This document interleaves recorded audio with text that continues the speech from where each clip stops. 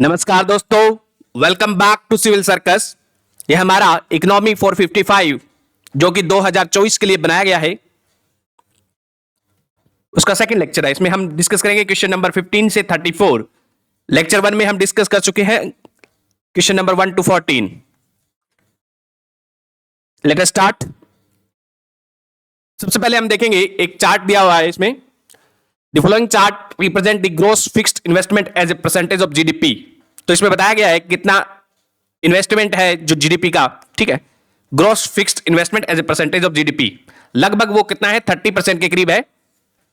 30%, 29.8% 2023-24 में। एंड ये देखो, यहां शुरू करते हैं 2014-15 से, फिर पहले 30% था।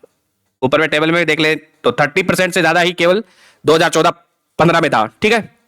उसके बाद में ये थोड़ा सा डिक्लाइन होता है, फिर थोड़ा इंक्रीज होता है, फिर डिक्लाइन होता है, फिर इंक्रीज होता है, ठीक है। तो ये 30% से कम ही है लगभग, ठीक है। तो 30% के अप्रोक्सीमेटली आपको याद रखना है ग्रॉस फिक्स्ड इन्वेस्टमेंट है as a percentage of GDP हमारा। और इसमें कोई भी ऐसा ट्रेंड नहीं आपको दिखने को मिल रहा है कि ये स्टेडीली इंक्रीज हो रहा है, स्टेडीली डिक्रीज हो रहा है। तो ये लगभग पिछले 10 सालों में देखिए तो हम लगभग कांस्टेंट के करीब, लगभग कांस्टेंट ही है, ठीक है। Next is 15th question.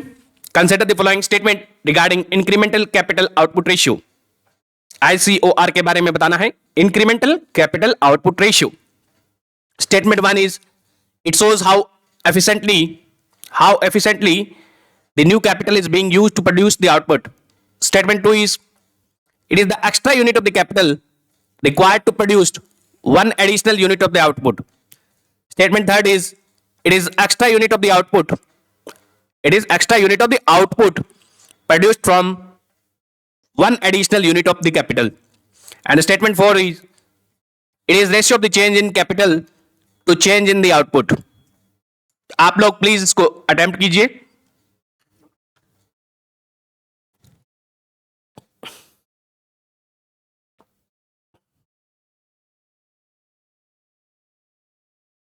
Please attempt कीजिए इसे।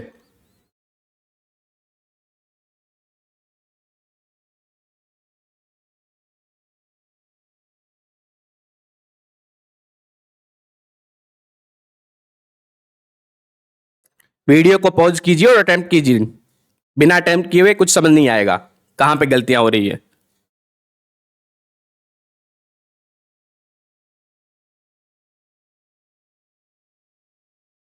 Late us discuss.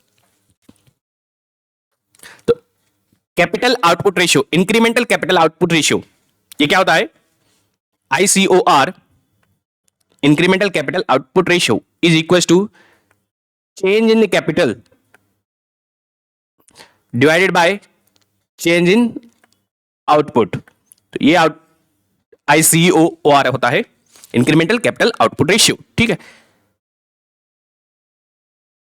तो स्टेटमेंट 1 देखते हैं। It shows how efficiently the new capital is being used to produce the output. Statement 2 is it is extra unit of the capital required to produce the one additional unit of the output. तो ICOR हम explain करें तो इसको देखते हैं। पहले आप बना रहे थे 5 पेन बना रहे थे, ठीक है। तो 5 पेन बनाने में आपका खर्चा हो रहा था 10 रुपए, ठीक है। ICOR निकालना है तो आप अभी क्या है, 6 पेन बना रहे हो और आपका खर्चा हो रहा है 12 रुपए, ठीक है। तो इस केस में 5 पेन के लिए कितना कॉस्ट आ रहा था? 10 रुपए, ठीक है। और 6 पेन के लिए कितना कॉस्ट आ रहा था? 12 रुपए। तो ICOR क्या हो जाएगा? 5 से 6 एक यूनिट आउटपुट बढ़ाने पे कितना मेरा खर्चा एक्स्ट्रा आ रहा है, वो वो क्या होता है? इंक्रीमेंटल कैपिटल आउटपुट रेशियो होता है, ठीक है। तो 2 रुपए एक्स्ट्रा खर्चा आ रहा है, तो इस केस में मेरा क्या हो जाएगा? 5 से 6 पेन बढ़ा, तो यानी कि 1 पेन बढ़ गया, आउटपुट 1 बढ़ गया ना। तो 1 यूनिट ऑफ आउटपुट बढ़ाने पे कितना कैपिटल एक्स्ट्रा चाहिए होता है, वो क्या होता है? ICOR होता है, ठीक है। इसमें मैं लिख दूं output is equal to 1, change in output is equal to 1 कर दिया। कैपिटल कितना चाहिए होता है, तब वो किसके बराबर आ जाएगा? ICOR के बराबर आ जाएगा। And it is represented in term of money, ठीक है। तो ये स्टेटमेंट सेकंड इसका सही है कि it is extra unit of the capital required to produce the one additional unit of output, ICOR, ठीक है।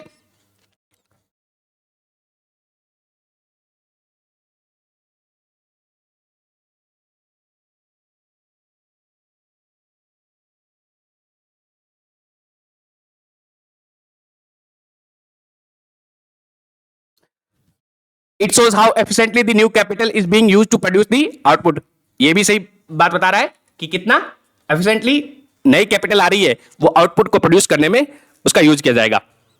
सेकंड स्टेटमेंट इज सही है, हमने अभी देखा है। Third is it is extra unit of output. ये एक्स्ट्रा यूनिट ऑफ आउटपुट नहीं होती है, it is extra unit of the capital है, जो कि एक एक्स्ट्रा यूनिट ऑफ आउटपुट के लिए चाहिए होती है। ठीक है, तो थर्ड इज गलत हो जाएगा हमारा, सेकंड करेक्ट है। Fourth is it is the ratio of change in capital to the change in output. तो ये हमने अभी देखा है कि यही होता है। ठीक है, तो इसका आंसर हो जाएगा 1, 2 एंड 4। सी फॉर कलकत्ता इसका आंसर है सी। नेक्स्ट इज इसका एक्सप्लेनेशन देख लेते हैं। ICOR incremental capital output ratio is defined as ICOR is equal to change in capital divided by change in output. ठीक है, अब मैं दोनों इसको क्या है change in capital divided by कर दूं, मैं आउटपुट से डिवाइड कर दूं, दोनों तरफ क्या है ऊपर और नीचे में न्यूमरेटर और डिनोमिनेटर में आउटपुट से मैंने भाग दे दिया, तो मेरे को क्या मिल जाएगा, ये change in output, change in capital divided by output अपन में change in output divided by output. इसको मैं क्या लिख सकता हूं, investment as a percentage of GDP, change in capital कितना चेंज हो रहा है, यानी कि कितना इन्वेस्टमेंट आ रहा है, कितना परसेंटेज चेंज आ रहा है इन्वेस्टमेंट में as a percentage of GDP. ठीक है, नीचे लिखा हुआ है चेंज इन आउटपुट, यानी कि चेंज डेल्टा चेंज आ रहा है कितना आउटपुट में, यानी कि कितना उसका परसेंटेज चेंज आ रहा है इन जीडीपी। तो आउटपुट क्या होता है, जीडीपी होता है। ठीक है, तो ICOR represent how much extra unit of the capital is required to produce one additional unit of the output. तो एक extra unit of output produce करना है तो उसके लिए आप कितना रुपए खर्चा आ रहा है वो उसमें आईसीओआर बताता है। It basically represent the efficiency of the new capital. तो ये एफिशिएंसी ऑफ न्यू कैपिटल को दिखाता है, inverse. Next is capital formation in economy will lead to which of the following. Attempt कीजिए प्लीज। तो कैपिटल फॉर्मेशन क्या होता है, कैपिटल फॉर्मेशन में क्या है, कैपिटल गुड प्रोड्यूस होंगे, कैपिटल गुड्स। कैपिटल गुड्स से क्या होता है, कैपिटल गुड में होता है इन्वेस्टमेंट होता है हमारा। इन्वेस्टमेंट किस में मेजर करते हैं हम, कैपिटल गुड्स में। ठीक है, तो कैपिटल फॉर्मेशन है। आईसीओआर हमने क्या देखा अभी, ये बताता है एफिशिएंसी को बताता है, efficiency of capital, capital formation. तो नई कैपिटल बन रही है, नए आप मशीन बना रहे हो, तो इससे जरूरी नहीं है कि आपकी एफिशिएंसी बढ़े। तो इससे ये इन दोनों के बारे में तो कोई हमें पता नहीं चलेगा कि इंक्रीज हो रहा है या डिक्रीज हो रहा है आईसीओआर। ठीक है, आईसीओआर हमने क्या देखा है, percentage change in capital divided by output. ठीक है, इससे इसके बारे में कोई पता नहीं चलेगा। यदि कैपिटल बन रही है तो कैपिटल गुड में इन्वेस्टमेंट होगा तो क्या होगा, इकोनॉमिक ग्रोथ तो होगा ही। तो थर्ड इसका करेक्ट है, सी फॉर कलकत्ता इसका आंसर है। तो capital formation means production of capital goods. तो production of the capital goods leads to increase in the future production of the goods and services, hence economic growth will be there. ठीक है, production of the capital good increases the capital stock in the economy but does not tell anything about the productivity or efficiency of the capital, whether it will increase or decrease. इसके बारे में नहीं बताएगा।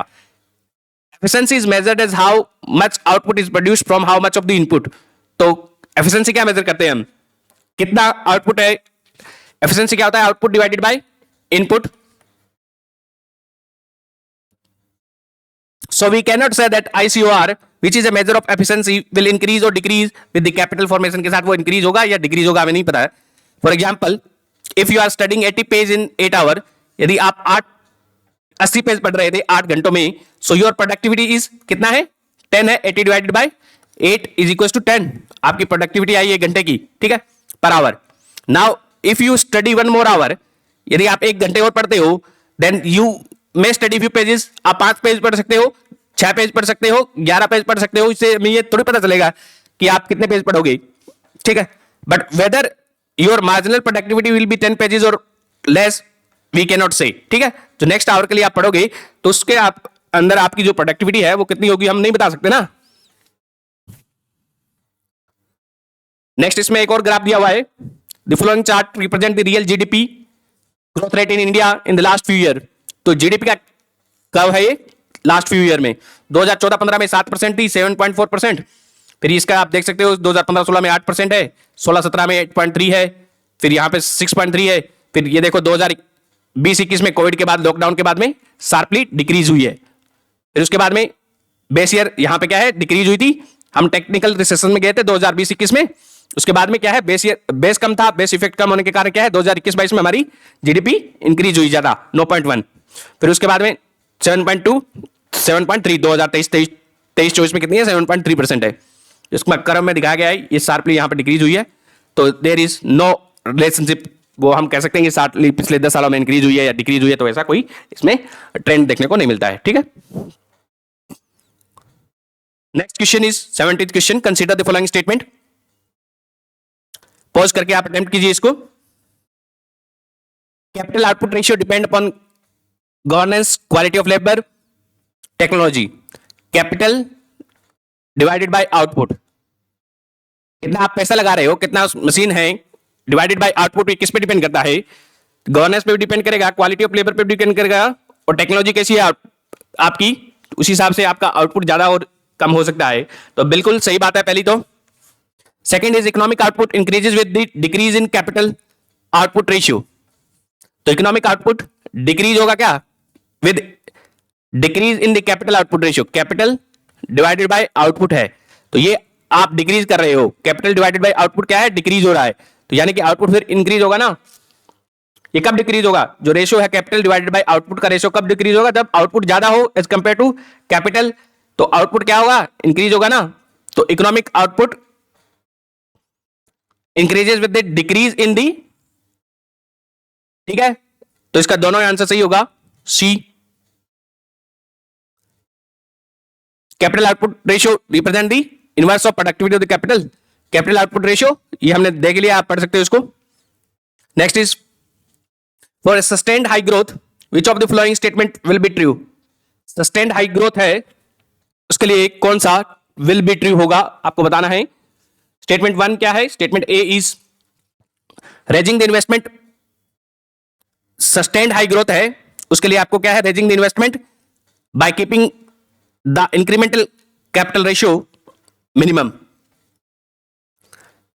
Statement B is raising the investment and incremental capital output ratio, दोनों को increase कर रहे हो आप, ठीक है। तीसरा स्टेटमेंट है increasing the capital output ratio and keeping the investment at a constant rate. तो हाई ग्रोथ रेट को आपको सस्टेन करना है, तो इन्वेस्टमेंट तो आपको बढ़ानी पड़ेगी, ठीक है, इन्वेस्टमेंट तो आपको बढ़ानी पड़ेगी। दूसरी बात, इंक्रीमेंटल कैपिटल आउटपुट रेशियो में क्या रिलेशन है, it is equal to percentage change in capital divided by percentage change in output, ठीक है। तो आपको इन आउटपुट बढ़ाना है, आउटपुट बढ़ाना है, तो इसके लिए क्या होना चाहिए, आउटपुट को इंक्रीज करना है, तो ये आईसीयूआर क्या होना चाहिए, आपको कम होना चाहिए। जितना कम आईसीयूआर होगा उतना आपका क्या है, आउटपुट बढ़ेगा। तो मिनिमम होना चाहिए आईसीयूआर। तो आईसीआर को हमने अभी देखा है कि एक एडिशनल यूनिट बनाने के लिए आपका कितना खर्चा हो रहा है, कितना कैपिटल चाहिए होता है, वो आईसीयूआर होता है, ठीक है। तो एडिशनल यूनिट बनाने के लिए आपको कम से कम खर्चा होना चाहिए ना, आपका कम से कम कैपिटल चाहिए होता है एक एडिशनल यूनिट बनाने के लिए, तो आईसीयूआर आपका कम से कम होना चाहिए। तो इन्वेस्टमेंट क्या है, ज्यादा से ज्यादा होना चाहिए, तो इसका आंसर क्या हो जाएगा, तो इन्वेस्टमेंट को आपको रेज करना पड़ेगा and keeping the incremental capital output ratio minimum, तो ये आंसर इसका होगा। Percentage change in GDP is equal to investment percentage divided by incremental capital output ratio, ये हम देख चुके हैं पहले ही, इस फॉर्मूला से आप कर सकते हो। So for higher growth rate, higher growth rate के लिए आपका आईसीआर क्या होना चाहिए, कम होना चाहिए, और इन्वेस्टमेंट क्या है, ज्यादा होना चाहिए, ठीक है। ये फॉर्मूला आप याद रख सकते हो, ये हमने पहले ड्राइव कर चुके हैं इसे। Next is if the capacity utilisation of the economy is decreasing, capacity utilization in an economy is decreasing, then consider the following statement. Capacity क्या होती है, मतलब फॉर एग्जांपल एक फैक्ट्री है जो पहले जिसकी कैपेसिटी कितनी है, 100 यूनिट पेन बनाने की है, मान लेते हैं चेयर बनाने की 100 यूनिट चेयर बना रही है, और वो इसकी क्या है, कैपेसिटी यूटिलाइजेशन है, वो डिक्रीज हो रही है, मतलब वो 100 चेयर बना रही थी पहले, तो वो अभी कितनी बना रही है, मान लेते हैं 50 चेयर बना रही है, तो क्या है, उसकी डिक्रीज होगी ना कैपेसिटी यूटिलाइजेशन, तो उसका क्या फर्क पड़ेगा इस पे, ये बताना है आपको। तो पहला स्टेटमेंट है capital to output ratio will decrease, capital to output ratio क्या होगा, डिक्रीज होगा, क्या, कैपेसिटी यूटिलाइजेशन। मान लेते हैं हमने 100 चेयर बना रहे थे, उसके लिए कुछ खर्चा किया होगा आपने। 100 चेयर बनाने के लिए आपने 10,000 रुपए लगाए होंगे। 10,000 रुपए लगा के आप 100 चेयर बना रहे हो, 10,000 रुपए लगा के 100 चेयर बना रहे हो, ठीक है। और अभी क्या है, उसी 10,000 रुपए में आप 50 चेयर बना रहे हो, तो कॉस्ट क्या है आपकी, इंक्रीज हो जाएगी। तो कैपिटल टू आउटपुट रेशियो क्या है, ये डिक्रीज होगा क्या। कैपिटल तो आपको इतनी है, डिवाइडेड बाय आउटपुट क्या है, आउटपुट आप डिक्रीज कर रहे हो, तो दिस विल इंक्रीज। तो ये एक गलत हो जाएगा ना, तो ये कैपिटल टू आउटपुट रेशियो है वो इंक्रीज हो जाएगा। Second is per unit cost of the production will increase. तो ये पर यूनिट कॉस्ट है, 10,000 बटे 100 करोगे तो 100 रुपए आ रहा है, 50 अपॉन में 10,000 करोगे तो 10,000 डिवाइडेड बाय 50 करोगे तो कितना आ रहा है, 200 रुपए। तो आपकी कॉस्ट क्या है, डबल हो गई है। दिस इज करेक्ट, ठीक है। तो बी फॉर बॉम्बे आंसर हो जाएगा, ये आप पढ़ सकते हो। Next is if the factories are running at full capacity utilization, then the marginal productivity of the capital will be, marginal productivity of the capital बतानी है आपको क्या होगी, अटेम्प्ट कीजिए प्लीज। इफ द फैक्ट्री है that are running at full capacity, यदि वो 100 chair बना रही थी तो वो अभी क्या है, उसकी कैपेसिटी 100 चेयर बनाने की है, तो वो 100 चेयर बना रही है, ठीक है। और उसमें क्या है, लेबर सारे के सारे क्या है, काम कर रहे होंगे, तब फुल यूटिलाइजेशन पे क्या है, सारे को सारा जो लैंड लेबर है, फैक्टर ऑफ प्रोडक्शन है, वो सारे अच्छे से काम कर रहे होंगे, फुल कैपेसिटी पे काम कर रहे होंगे। तब आप क्या है, मार्जिनल प्रोडक्टिविटी बतानी है, marginal productivity of the capital बतानी है आपको। तो ये होता क्या है, marginal productivity of the capital is percentage change in capital, change in capital, it is change in capital divided by change in output, change in output. तो ये क्या होगी, यदि आप कैपिटल इंक्रीज कर रहे हो, ठीक है, कैपिटल इंक्रीज कर रहे हो, पहले 100 यूनिट बनाने की आपकी कैपेसिटी थी, उसके बाद में आप कैपिटल इंक्रीज कर दी, मान लेते हैं मोर मशीन ऐड कर दी। पहले आपके लिए बनाने के पास 2 मशीनें थी जिससे आप 100 चेयर बना रहे थे, अभी आप 3 मशीन ऐड कर देते हो, 3 मशीन ऐड कर रहे हो, तो उसके कारण क्या है, आपकी जो मार्जिनल प्रोडक्टिविटी वो इंक्रीज होगी ना, तो एक पर्टिकुलर नंबर होगा, वो पॉजिटिव नंबर होगा, तो this will B A answer इसका, ठीक है। स्कोर देख लेते हैं हम। तो marginal productivity of the capital is change in output divided by capital, sorry ये मैंने गलत बता दिया था, यहाँ पे चेंज इन कैपिटल उल्टा हो जाएगा इसका, change in output divided by capital, ठीक है। तो marginal productivity of the capital will be change in output divided by capital, change in capital, ठीक है। When the factories are running at the full capacity utilization, we add some extra capital, then they will produce some additional output or goods in the economy. So marginal productivity of the capital will be some positive number, ठीक है। When the factories are running at the less than full capacity से कम चल रही होगी, then we can add extra capital, and that extra capital may not produce the additional output because even the earlier capacity was not utilized. तो 100 chair बना रहे थे हम, ठीक है, 100 चेयर बना रहे थे फुल कैपेसिटी पे, परंतु अभी हम हमारी फुल कैपेसिटी पे काम नहीं कर रहे हैं, तो 50 चेयर बना रहे हैं। अभी उसमें क्या है, हमने और कैपिटल डाल दी, और मशीनें ले आए, और पैसे लगा दिए, तो जरूरी थोड़ी है कि हम वो सारी की सारी जितनी कैपेसिटी उसको काम कर पाएंगे, तो उतना काम नहीं करेंगे ना, तो दैट विल बी नेगेटिव होगी ना। उसके बाद में if factory is running at full utilization potential पे चल रही है फैक्ट्री, तो उसकी जो लेबर की मार्जिनल प्रोडक्टिविटी होगी वो क्या होगी, 0 होगी। तो मार्जिनल प्रोडक्टिविटी ऑफ लेबर क्या हो जाएगी, change in output divided by change in labour, change in labour. तो लेबर तो आपका क्या है, उतना ही काम कर रहा है, तो चेंज इन आउटपुट, ये जो लेबर की प्रोडक्टिविटी होगी वो क्या होगी, 0 होगी, ठीक है। लेबर आप चेंज ही नहीं कर रहे,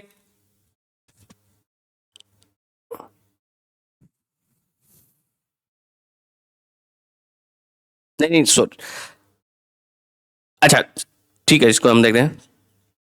and if the factory full utilization पर चल रही है, तो उसकी जो मार्जिनल प्रोडक्टिविटी है लेबर की वो क्या हो, 0 होगी, क्योंकि if you add extra labour add करोगे तो then output will not increase, क्योंकि हम क्या है, पहले ही क्या है, इस पे काम कर रहे हैं, फुल कैपेसिटी यूटिलाइजेशन भी कर रहे हैं। तो जो हमारी कैपेसिटी है 100 चेयर बनाने की है, तो हम क्या है 100 ही चेयर बना रहे हैं। और हम इसमें लेबर वाला हम देख लेते, समझ लेते हैं, ठीक है। 50 लेबर काम कर रहे थे 100 चेयर बनाने के लिए, ठीक है। और हमारी कैपेसिटी कितनी है, 100 चेयर बनाने की है एक दिन में मशीनों की, ठीक है। यदि मैं 50 की जगह 70 लेबर भी कर दूं, और हमारी कैपेसिटी तो उतनी, हमारी मशीनें तो उतनी है कि जिससे कितनी है, हमारी 100 ही चेयर बन पाए। 70 लेबर हो जाएगी तो भी क्या है 100 ही चेयर बनेगी, तो मार्जिनल प्रोडक्टिविटी ऑफ लेबर कितनी हो जाएगी, 0 हो जाएगी ना। तो चेंज इन आउटपुट क्या होगा, यदि हम फुल यूटिलाइजेशन पे काम करेंगे तो चेंज इन आउटपुट क्या होगा, 0 होगा, चाहे आप कितना उसके बाद में चेंज इन लेबर बढ़ाते रहो, ठीक है। आपको समझ में आ गया। नेक्स्ट इज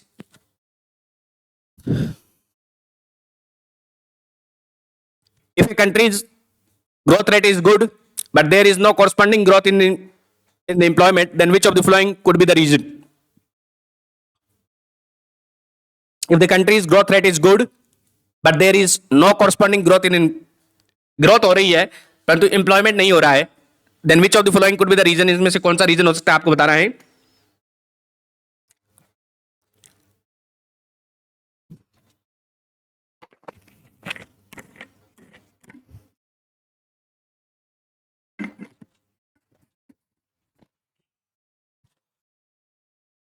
तो स्टेटमेंट 1 दिया हुआ है, growth is coming from better utilisation of existing capacity not because of increase in investment. Second is the growth is coming from increase in investment but not because of better utilization of existing capacity. C statement is growth is coming from both as a result of increase in investment as well as increase in capacity utilization. आपकी growth तो हो रही है परंतु आपका employment increase नहीं हो रहा है, तो इसका मतलब यही है ग्रोथ कब होगी, जब होगी ग्रोथ तब हो सकती है जब इन्वेस्टमेंट इंक्रीज हो या फिर एग्जिस्टिंग जो कैपेसिटी थी हमारी उसको हम बेटर यूटिलाइज करें। फॉर एग्जांपल हमने अभी देखा है क्या, 100 चेयर बनाने की कैपेसिटी थी, पहले हम 70 चेयर बना रहे थे, तो अभी हम क्या है 100 चेयर बना रहे हैं फुल की फुल, तो जिसके कारण क्या है हम अभी क्या है ग्रोथ तो हो रही है ना, आउटपुट तो इंक्रीज हो रहा है। 70 से क्या है 100 चेयर बना रहे हैं तो आउटपुट इंक्रीज हो रहा है, परंतु हमने यहाँ पे इसमें कोई भी ना तो एक्स्ट्रा लेबर एड किया है ना ही एक्स्ट्रा कैपिटल एड की है, परंतु हमारा आउटपुट इंक्रीज हो गया है क्योंकि जो हमारी पहले इंस्टॉल्ड कैपेसिटी थी उसका क्या है बेटर यूज कर रहे हैं, फुल यूटिलाइजेशन कर रहे हैं, ठीक है। तो एग्जिस्टिंग कैपेसिटी का हम बेटर यूज कर रहे हैं जिसके कारण क्या है इंप्लॉयमेंट तो इंक्रीज नहीं होगा परंतु ग्रोथ होगी। तो इसका जो सही आंसर हो जाएगा वो ए फॉर आगरा हो जाएगा। Growth is coming from better utilisation of existing capacity and not because of increase in the investment.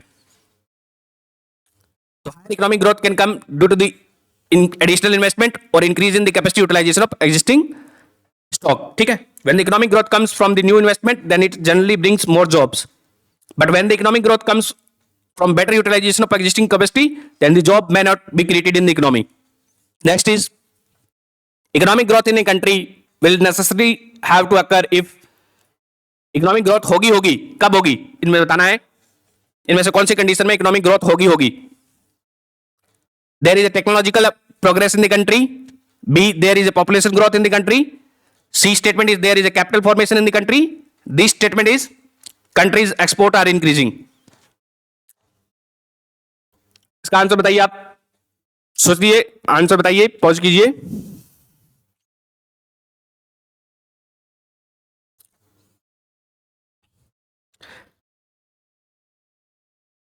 Economic growth of in countries का जो बेस्ट सुटेड आंसर है वो हमारा सी फॉर कलकत्ता है, ठीक है। जैसे कि हम जानते हैं जब इन्वेस्टमेंट बढ़ेगा तब इकोनॉमिक ग्रोथ होगा। इन्वेस्टमेंट कब होगा, इन्वेस्टमेंट जब होगा जब हम कैपिटल गुड प्रोड्यूस करेंगे, कैपिटल में इन्वेस्ट करेंगे तो कैपिटल फॉर्मेशन होगी, तभी क्या है इन्वेस्टमेंट होगा। तो ये 100% सही बात है सी वाली, बाकी का हम इतना श्योरली नहीं कह सकते, ठीक है। उसका मोस्ट एक्यूरेट आंसर है सी। तो investment in economy means production of the capital goods. When the economy produces all the consumption good and no capital good, यदि सारे कंजम्पशन गुड प्रोड्यूस कर रहे हैं और कैपिटल गुड प्रोड्यूस नहीं कर रहे तो जीडीपी क्या है कांस्टेंट रहेगी, जितना हम बना रहे हैं उतना खा जा रहे हैं, ठीक है। It will not grow, but till the time there is a net production of the capital good का प्रोडक्शन हो रहा है, that is investment in economy हो रहा है, यानी कि हम ऐसे गुड्स बना रहे हैं जिससे हम और गुड्स बना सकें, तब क्या है हमारी इकोनॉमिक ग्रोथ होगी, ठीक है। Capital formation means production of the capital goods, तो capital formation means production of capital goods हो रहा है आपका। So if there is a capital formation it will necessary lead to increase in GDP, that is economic growth होगी, ठीक है, होगी increasing, assume करें हम डिमांड इंक्रीज हो रही है। Next is a country is going through the phase of industrialization, which of the following statement are correct, बताना है आपको। इंडस्ट्रियलाइजेशन हो रहा है यानी कि मशीन्स बन रही है, तो उससे क्या इंपैक्ट होगा। ए ऑप्शन दिया हुआ है capital to labour ratio increase होगा, capital to labour. Second is productivity of the labour will increase. Third है total factor productivity will increase. आपको बताना है इसका आंसर, सोचिए, अटेम्प्ट कीजिए।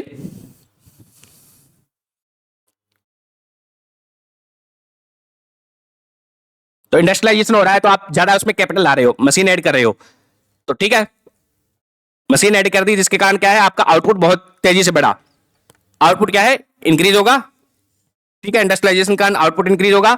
लेबर आपकी क्या है उतनी है, ज्यादा मशीनें ला रहे हो आप, तो पर यूनिट जो लेबर का प्रोडक्टिविटी क्या हो जाएगी, इंक्रीज हो जाएगी।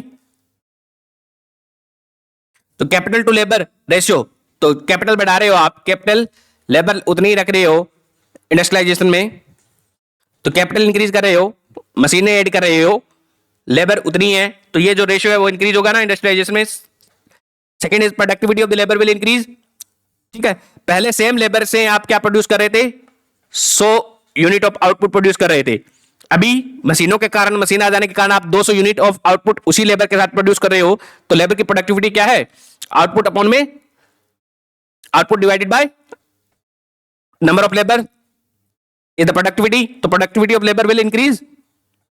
Third is total factor productivity, तो सारे फैक्टर्स की प्रोडक्टिविटी है वो भी क्या है इंक्रीज हो जाएगी। इसका आंसर डी फॉर दिल्ली है, all of the above are correct. ये आप इसको पढ़ सकते हो। नेक्स्ट क्वेश्चन है, जो अगले क्वेश्चन है वो हमारे सीपीआई और डब्ल्यूपीआई से रिलेटेड है, तो इससे सीपीआई और डब्ल्यूपीआई से थोड़ा हम समझ लेते हैं क्या होता है।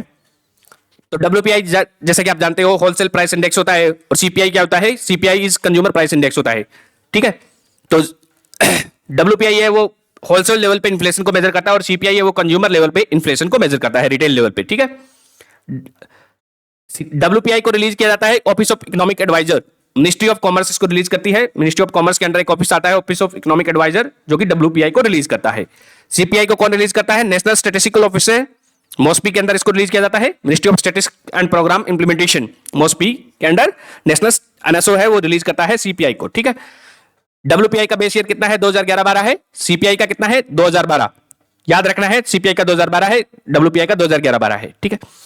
एंड डब्ल्यूपीआई है वो 14th ऑफ एवरी मंथ की रिलीज किया जाता है हर महीने, and CPI is also released on 12 तारीख को रिलीज किया जाता है ऑफ एवरी मंथ, ठीक है। तो दोनों क्या है, मंथली डेटा इसका रिलीज किया जाता है, ठीक है। तो नंबर ऑफ आइटम्स है डब्ल्यूपीआई के अंदर कितने हैं, 697 है, 697 items are there in WPI, WPI में 697 है, जबकि सीपीआई में 299 है, 299, ठीक है। कैटेगरीज है डब्ल्यूपीआई के अंदर 3 कैटेगरीज ऑफ आइटम है, और उनका वेटेज क्या क्या है। पहली जो कैटेगरी है वो प्राइमरी आर्टिकल है, इसको मैं मिटा देता हूं, एक मिनट।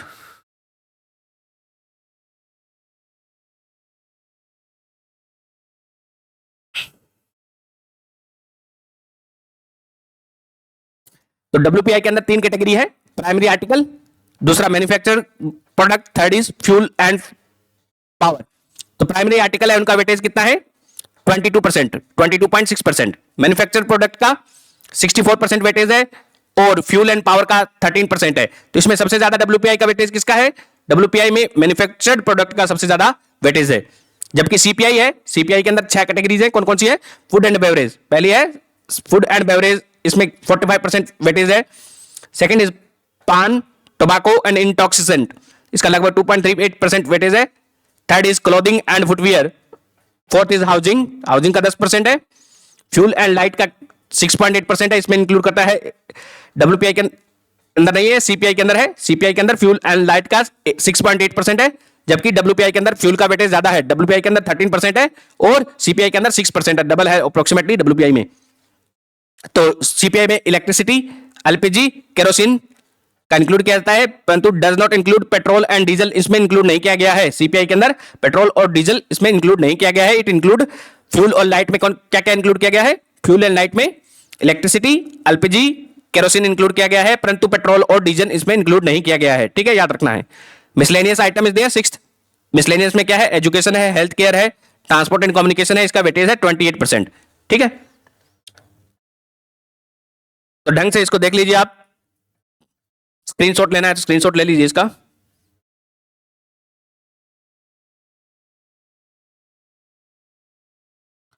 तो ये सारी 6 कैटेगरीज आपको पता होना चाहिए किसको इसका है। ठीक है, तो सीपीआई के अंदर सबसे ज्यादा वेटेज किसका हो जाएगा? फूड एंड बेवरेज का है, सबसे ज्यादा फूड का 45% है। नेक्स्ट, जो weightage given to the food article, WPI के अंदर हम देखें तो डब्ल्यूपीआई के अंदर 24% के अंदर ही क्या है? जो प्राइमरी आर्टिकल है उसी में है food article from the primary article and manufacture food product, दोनों में आते हैं। ठीक है, 24% के करीब है लगभग। सीपीआई के अंदर फूड का ज्यादा है, लगभग 39% है।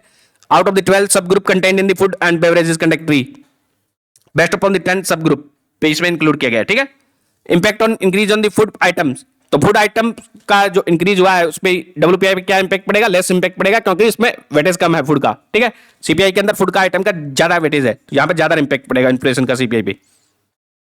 Then weightage on fuel, weightage of fuel and power, तो इसमें 13% इंक्लूड किया गया है। एंड डब्ल्यूपीआई में क्या है? अप्रोक्सीमेटली डबल है एज कंपेयर टू सीपीआई। ठीक है, हाईएस्ट वेटेज देखो तो डब्ल्यूपीआई में मैन्युफैक्चर्ड आइटम्स का है 64%, एंड इसमें किसका है? सीपीआई में फूड एंड बेवरेज का है। ठीक है, services, very very important, services WPI में इंक्लूड नहीं की गई है। नो सर्विस, सर्विसेज डब्ल्यूपीआई में इंक्लूड नहीं की गई है, सर्विसेज सीपीआई में इंक्लूड की जाती है। सर्विसेज है वो सीपीआई में इंक्लूड की जाती है। इनडायरेक्ट टैक्स, डब्ल्यूपीआई में नो इनडायरेक्ट टैक्स, तो डब्ल्यूपीआई में no indirect tax is calculated. Indirect tax का इफेक्ट इसमें कंसीडर नहीं किया जाता है डब्ल्यूपीआई में। ठीक है, जबकि सीपीआई में इनडायरेक्ट टैक्स का इफेक्ट इंक्लूड किया जाता है। ठीक है, कंज्यूमर लेवल पे हम देख रहे हैं ना, तो ये हमें फैक्ट्री लेवल पे बताता है, फैक्ट्री लेवल पे डब्ल्यूपीआई, जबकि सीपीआई है वो इंडिविजुअल लेवल पे बताता है, रिटेल लेवल पे। टारगेट बाय आरबीआई, आरबीआई क्या है? सीपीआई को टारगेट करती है मॉनेटरी पॉलिसी में। 4 ± 2% का जो टारगेट है मॉनेटरी पॉलिसी कमेटी के अंदर। तो एक्सपोर्ट एंड इंपोर्ट आइटम है वो डब्ल्यूपीआई और सीपीआई दोनों में इंक्लूड किए गए हैं। ठीक है, अब हम देखते हैं next question. Which of the following statement is or correct about the CPI rural, CPI urban and CPI combined index? CPI rural, CPI urban and CPI combined के बारे में बताना है आपको। अटेंड कीजिए please.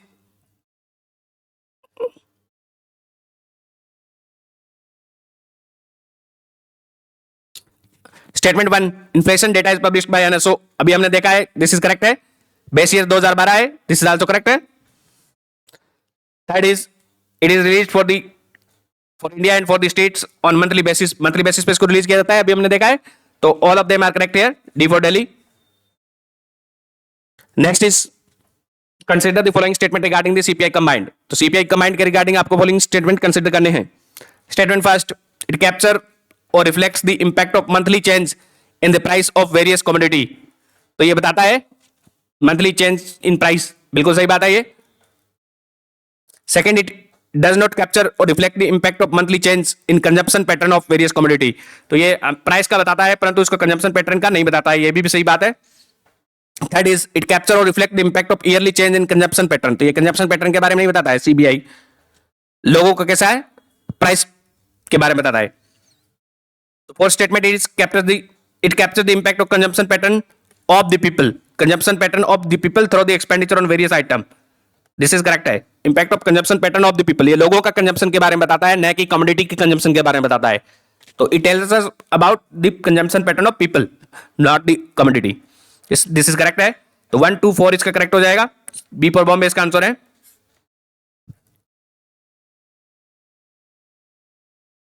The weight of various item in CPI basket are assigned as per the expenditure of the consumers on different item. Once we started CPI combined in 2011-12, then we assigned the weight as per the expenditure done by the consumers on various item.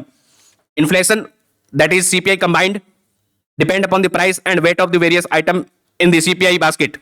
We measure the price of various item every month, but the weights उसको change नहीं किया जाता है, not measured every month. जो weights होते हैं items का वो 5-6 साल में इसको चेंज किया जाता है, बिकॉज एनुअली हम ऐसा चेंज नहीं करेंगे, ठीक है, क्योंकि वो बहुत कम चेंज होता है उसमें। बट दिस टाइम इसके द्वारा हमने 2011-12 के बाद में हमने चेंज नहीं किया है, ठीक है, ड्यू टू डिमोनेटाइजेशन, जीएसटी और कोविड वगैरह आने के कारण हमने चेंज नहीं किया है, ठीक है, वेट्स का।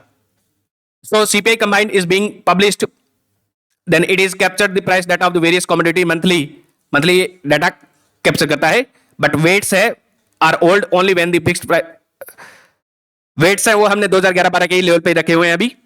सो we are planning to revise them, ठीक है,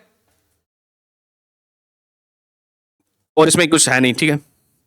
next is consider the statement regarding the various inflation indices published in the country, various inflation indices published in the country.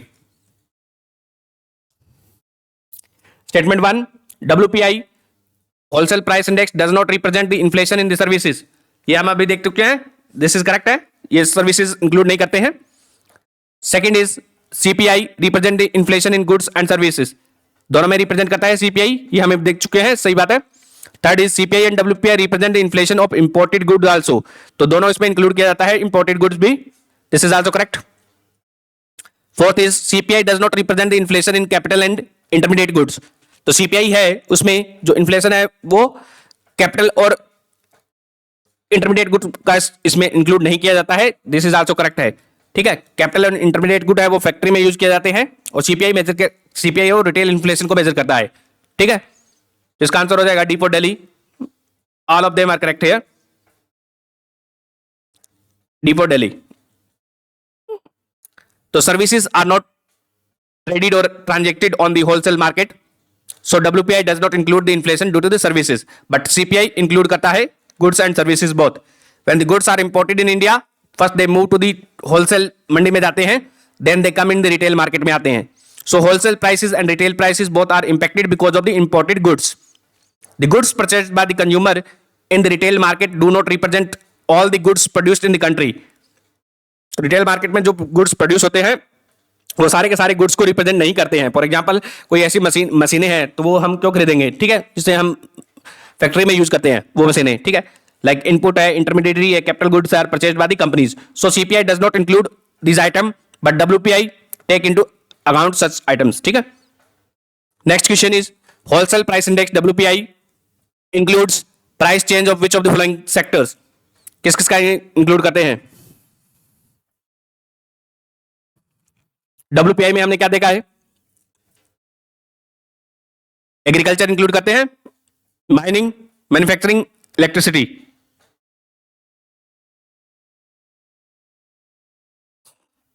बताइए आप मेरे को क्या क्या इंक्लूड करते हैं WPI में।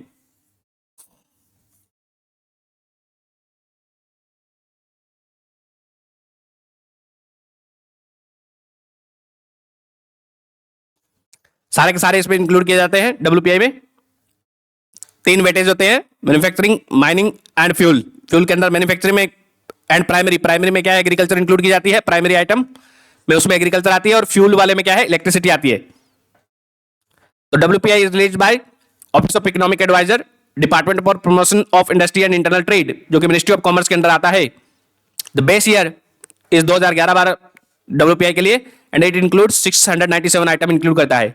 WPI inflation measure the average change in price of the commodity for bulk sale at the level of entry stage of the transaction pertaining to agriculture, mining, manufacturing and electricity.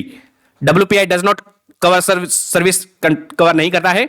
WPI cover the commodities falling under 3 major groups, तो 3 इसमें major group है, primary articles, then fuel and power and manufactured product, ठीक है। Primary का हमने अभी देखा है 22% है लगभग, और फ्यूल एंड पावर का 13% है, और वेट इज मैन्युफैक्चर का 64% है। प्राइमरी आर्टिकल में क्या आते हैं, एग्रीकल्चर कमोडिटी आती है, मिनरल आते हैं, ठीक है। फ्यूल में क्या आता है, कोल एंड इलेक्ट्रिसिटी, ठीक है। मैन्युफैक्चरिंग में क्या आता है, टेक्सटाइल है, लेदर है, मशीन टूल्स है। द प्राइस इज ट्रैकदार, एग्रीकल्चर के लिए हम एग्रीकल्चर मंडी में जो प्राइस है उसको ट्रैक करते हैं WPI पे for the agriculture commodities, and for factory price track करते हैं फॉर द मैन्युफैक्चर प्रोडक्ट के लिए, और जो माइनिंग के लिए वो क्या है, माइंस का जो मिनरल्स का प्राइस है वो माइंस के लेवल पे जो आता है उसको ट्रैक करते हैं। The price used for compilation do not include indirect tax, नहीं इंक्लूड नहीं करते हैं, in order to remove the impact of fiscal policy. This is in consonance with the best international practices and make the new WPI closer to the producer price index के, इसको close लाने के लिए इसको किया जाता है। ठीक है, तो इंडिया का अपना कोई प्रोड्यूसर प्राइस इंडेक्स नहीं है, इंटरनेशनल लेवल पे PPI यूज किया जाता है। Next is central government employees salary is linked with which of the following. जो DNS अलाउंसेस होती है सेंट्रल गवर्नमेंट को मिलती है, महंगाई भत्ता, वो किससे रिलेटेड होता है बताइए आप। इसका आंसर है B for Bombay, DNS allowance is linked with the CPI industrial worker.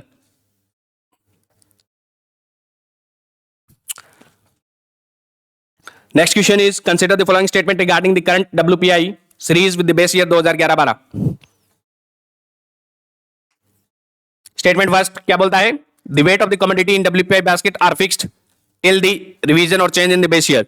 तो दिस इज करेक्ट है। अब आप देख चुके हैं कि इसका चेंज नहीं किया जाता है। ठीक है, 5-6 साल में चेंज किया जाता है, परंतु अभी चेंज नहीं हुआ है। ठीक है, जनरली फिक्स रहता है। ठीक है, second is the weight of the commodity in WPI basket are determined based upon the domestic production plus net of export. Third is weight of the commodities in WPI basket are determined based upon the domestic production plus net of import। तो import के आधार पे इसको हम देखते हैं, inflation है वो हमारे देश में आ रहा है, तो वो कितना इंपोर्टेड इन्फ्लेशन भी उसको इंक्लूड करेंगे, एक्सपोर्ट वाला तो इंक्लूड करेंगे, तो दिस गलत हो जाएगा। ठीक है, कमोडिटीज है उसको हम इंपोर्ट कर रहे हैं तो उस पर ही हम इन्फ्लेशन देखेंगे ना। Fourth is manufactured products have a highest weightage in WPI basket, this is correct है। तो इसका आंसर क्या हो जाएगा, 1, 3 and 4, सी फॉर कलकत्ता इसका आंसर है। तो DPIT department for promotion of industry and international trade start with new WPI series in 2011-12। ठीक है, विद द बेस ईयर 2011-12 इसको शुरू किया गया था, 697 आइटम है and it is calculated on the net traded volume पे इसको कैलकुलेट किया जाता है। नेट ट्रेडेड वॉल्यूम पे WPI को कैलकुलेट किया जाता है। Net traded volume is equal to, ये इसका जो नेट ट्रेडेड वैल्यू होती है वो किसके बराबर होती है, domestic production plus import minus export. ठीक है, that is equal to domestic production plus net import. Net import कितना हो रहा है, so the weight of 697 item in the WPI basket is based upon the domestic production of these item plus उन item का, इन्हीं item का क्या है, कितना इंपोर्ट हुआ है, which is also called as net traded value and this weight is kept constant till the revision of the base year and every month only the price change of the 697 item will be measured in the wholesale mandi और market में इसको major किया जाएगा and the index will be calculated because it is very cumbersome process to measure the net traded value her month इसको हम major नहीं कर सकते। ठीक है, तो इसलिए इसको 5-6 साल में इसको मेजर किया जाता है। now we say if the base year is changed to 2021-22 then again the net traded value will be measured in the 2021-22। ठीक है, और बाकी हम पढ़ चुके हैं। Next is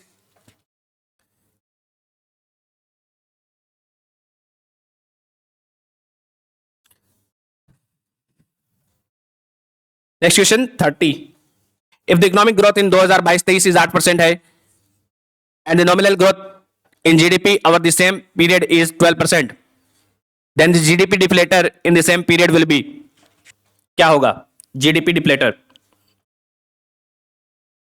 real growth rate आपकी कितनी है, रियल ग्रोथ रेट है आपको जो कि 8% है और नॉमिनल जो ग्रोथ रेट है GDP में कितनी होती है 12% है, तो इसको आपको बताना है कि GDP डिफ्लेटर कितना होगा। रियल ग्रोथ 8% है और नॉमिनल ग्रोथ 12% है, अटेम्प्ट कीजिए प्लीज।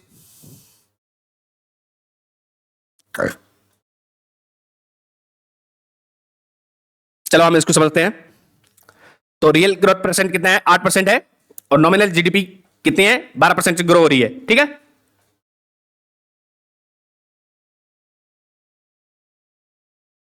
तो 2021-22 को हम बेस ईयर लेंगे as a constant and assume that the real GDP and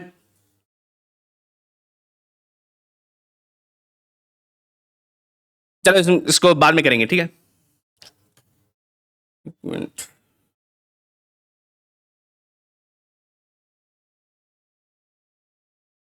करते हैं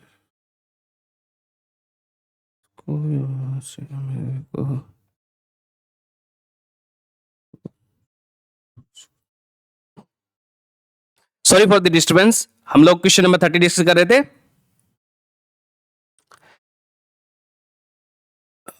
इसको क्या होगा, एक minute, we were discussing question number 30। ठीक है, तो if economic growth in 2022-23 is 8% है and nominal GDP for the same period is 12%। तो आपको बताना था जीडीपी डिफ्लेटर क्या होता है, ठीक है। तो रियल जीडीपी आपकी कितनी है, 8% है, और नॉमिनल जीडीपी की ग्रोथ रेट हो रही है वो 12% है 2022-23 में। जीडीपी डिफ्लेटर क्या होता है, GDP deflator is equal to nominal GDP divided by real GDP, real GDP. ये हम जानते हैं इसका फॉर्मूला होता है जीडीपी डिफ्लेटर का, nominal GDP divided by real GDP, ठीक है। तो ग्रोथ इसमें आपको क्या बताई हुई है, जीडीपी की ग्रोथ बताई हुई है 8% 2022-23 में, ठीक है। तो इसके हमें कैलकुलेट करना है जीडीपी डिफ्लेटर।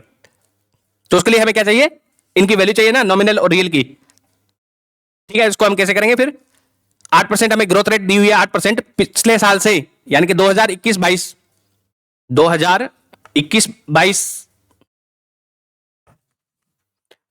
में मान लेते हैं एक्स 100 जीडीपी थी, जीडीपी कितनी थी 2021-22 में मान लेते हैं 100 थी, ठीक है, उसकी वैल्यू 100 थी, एंड उसका रियल जीडीपी का ग्रोथ रेट होके 8% रियल जीडीपी की ग्रोथ रेट हुई, और 2022-23 में आपकी जीडीपी होगी कितनी, 108 होगी,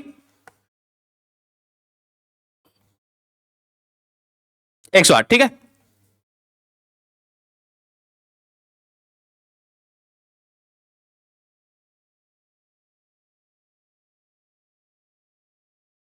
और नॉमिनल जीडीपी आपकी कितनी थी, 100 पे आपके 12% इंक्रीज होगी तो कितनी हो जाएगी, 112%, ठीक है। तो आपके लिए नॉमिनल जीडीपी इक्वल्स टू 112, यहां पे इसमें फॉर्मूला में वैल्यू रख दो, 112 नॉमिनल जीडीपी है, और रियल जीडीपी आपकी कितनी है, 108 है।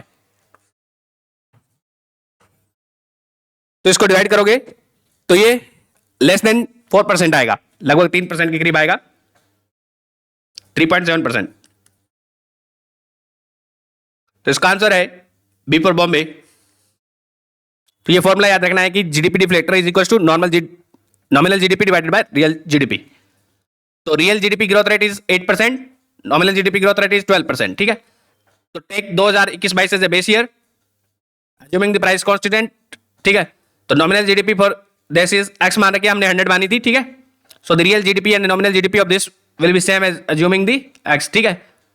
तो इसको एक्स से मल्टीप्लाई करके वगैरह वगैरह इस निकाला हुआ है। फिर GDP deflector is equal to nominal GDP divided by real GDP. Nominal GDP इसने बोला x.112 आ रहा है, और जो रियल जीडीपी इसने x इंटू 1.08 लिखा, ठीक है। तो 1.037 डिवाइडेड बाय 1 किया है उसने, हमने 112/108 किया है। Next question is consider the following statement with reference to income elasticity of demand.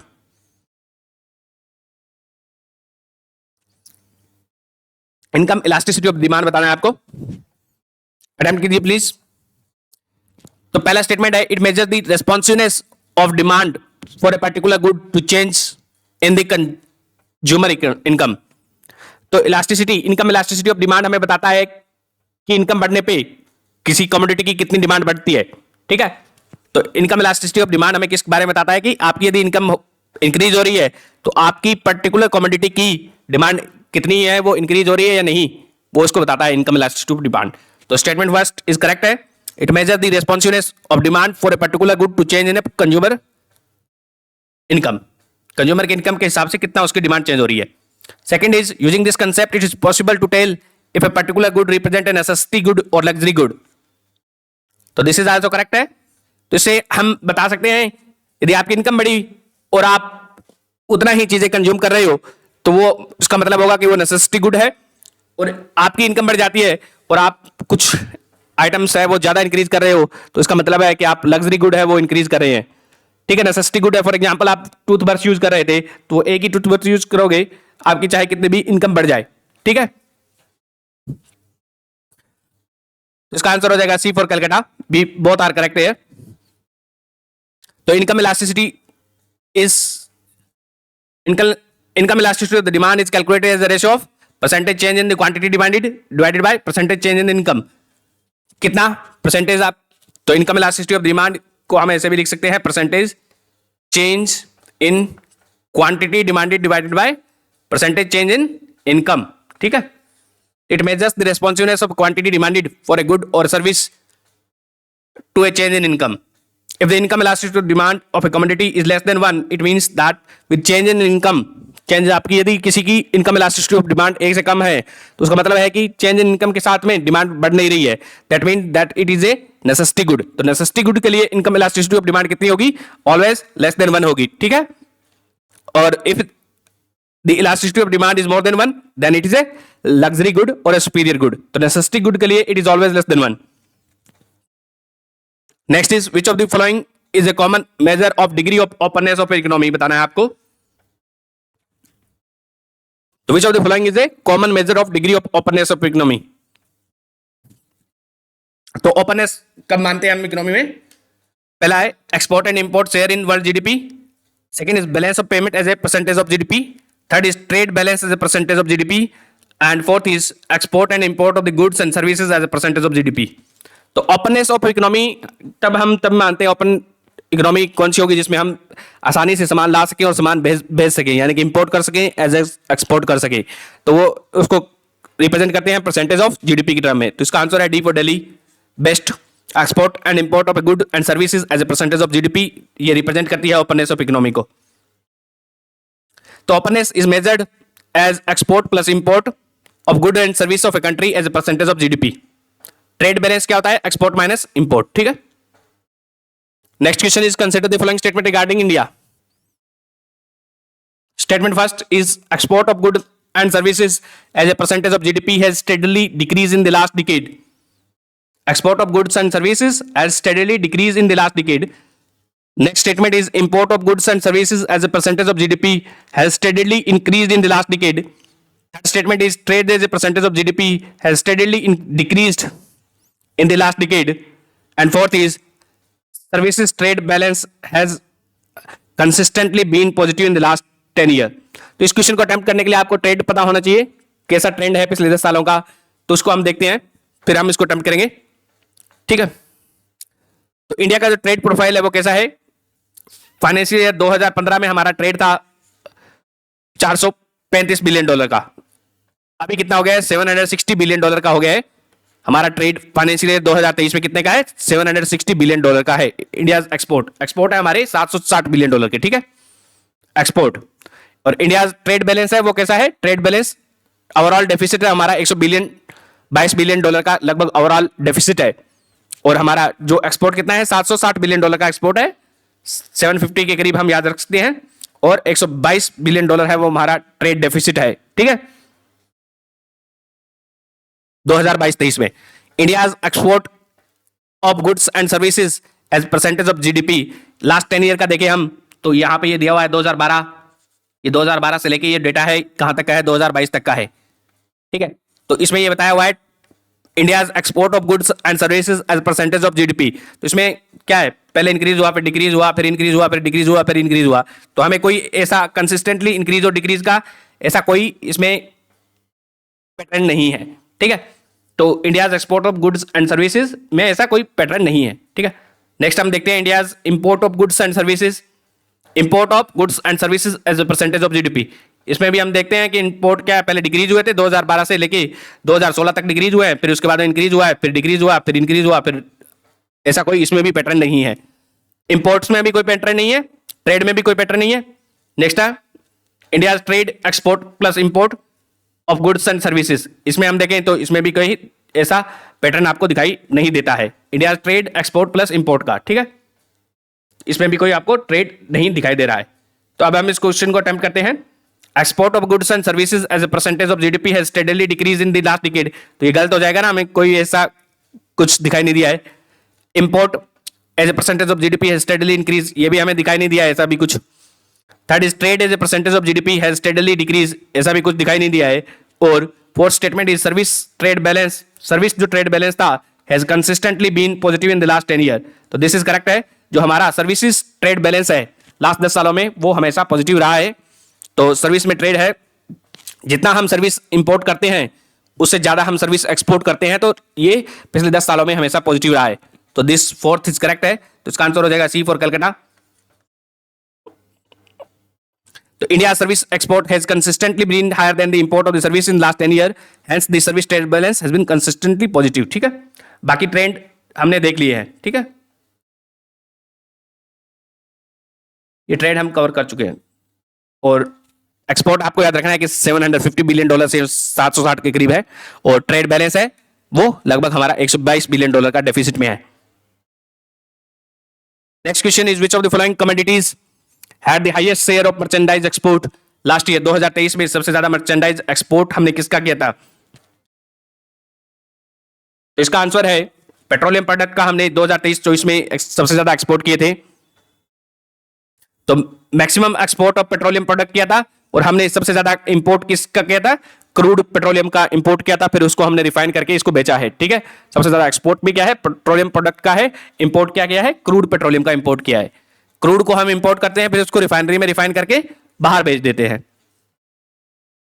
तो फाइनेंशियल ईयर 2022-23 में इंडिया एक्सपोर्ट टारगेट रखे गए हैं हमारा $2 trillion of goods and service का एक्सपोर्ट का टारगेट रखा गया है बाय 2030। अभी कितना है? 760 के करीब है हमारा जो टोटल एक्सपोर्ट है, उसको $2 ट्रिलियन तक लेके जाना है, एक्सपोर्ट का टारगेट है। ठीक है, 2030 तक। इंडिया टॉप एक्सपोर्ट कमोडिटी कौन कौन सी है?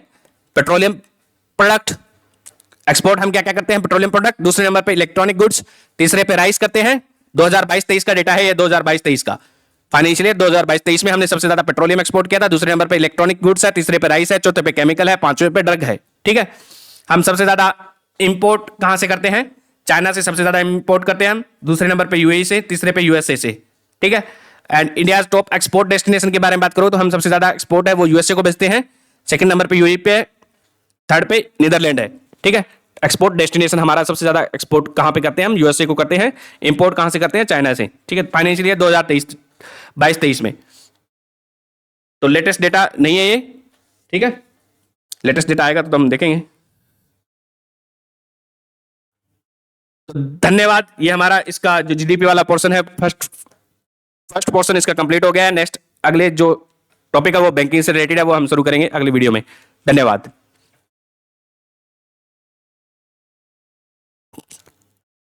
Thank you. यदि आपको पसंद आए तो प्लीज लाइक कीजिए।